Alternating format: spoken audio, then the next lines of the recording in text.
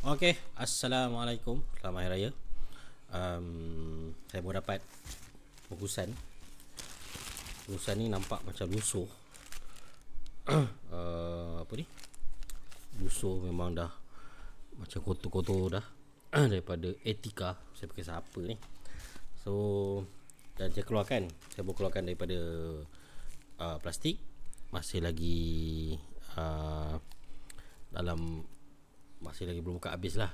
Saya tahu benda ni saya boleh nampak Wanda dan Aquaman, dan ini adalah figura Aquaman. Tak tahu dia bagi apa, sebab selepas menebus kopi Wanda di Shell Select dan mengisi borang, tak ada dapat notification sangat, dan sekarang menunggu. Dan akhirnya sampai, dan sebab saya tengok dia dah kemek-kemek kan, jadi nak tunjuk apa yang berlaku.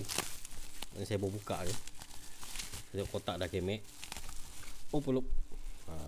So boleh nampak, so renyok, kotak berenyok, tak ada protection langsung. Kotak memang dah out. Kita lihat macam manakah keadaan figuranya. Oops. Alright, harap tak patah. Ya, itu dia. Okey, Alhamdulillah dapat figure Clawman yang tak ada telinga.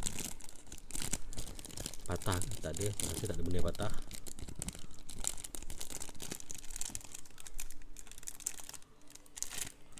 Plastik. Alright.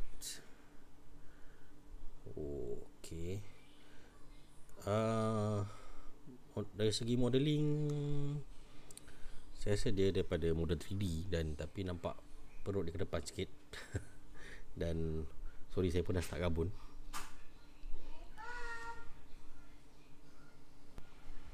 Okay, jadi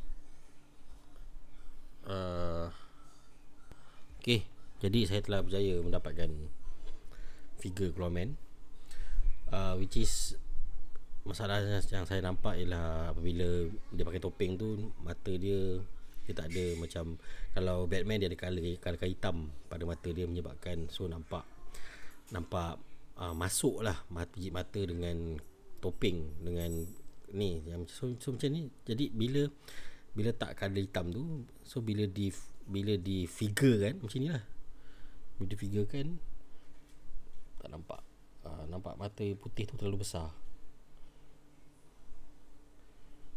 But it's okay. It's satu step yang bagus untuk untuk dunia adiwira Malaysia. Ya, akan datang akan boleh buat lagi besar dan lagi detail.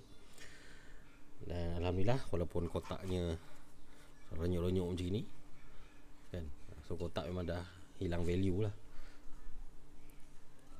Tapi figurnya masih dalam keadaan yang okey.